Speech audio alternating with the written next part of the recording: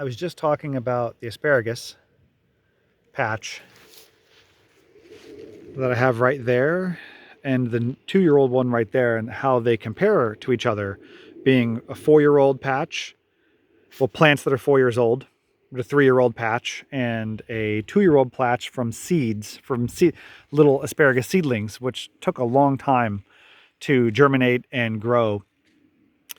And I was describing how the asparagus, in my opinion, is a perfect crop for for the colder zones. We're 5A here, because it starts producing proteinaceous, kind of calorie dense spears that you can eat right in the midst of the hunger gap for zone 5A.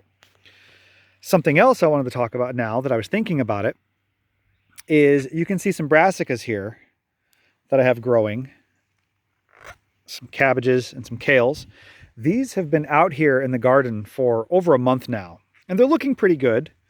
They were grown inside, started early, and they've been out in the garden for a month-ish, give or take a few days, and they're looking good. These are gonna be healthy plants. However, you can't harvest from these yet. You can technically if you were in a pinch, but you're going to be really slowing them down before they hit their massive growth stride.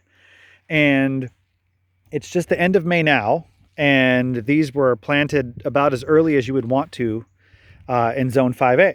But I'll show you something interesting. Over here, you can see these towering 4.5 foot tall brassicas that we've let go to seed. This is red Russian kale variety, and these are 4 feet tall. They've gone to seed. This is last year's kale left in the ground and left to bolt for reproduction. And here's the thing. I want you to look closely at this plant. So you saw the fresh brassicas that I had just planted a month ago over there. And I'm hoping within a couple months, I'll be able to start pulling some nice leaves off those plants. Brassicas are one of my favorite foods to eat. And what we have here, though, is we have a plant that is already starting from the very well-established root system from last year. And if you look, see that huge stalk? That is 2 inches in diameter, that huge stalk. It looks all rotten, but look at all the shoots coming off of it.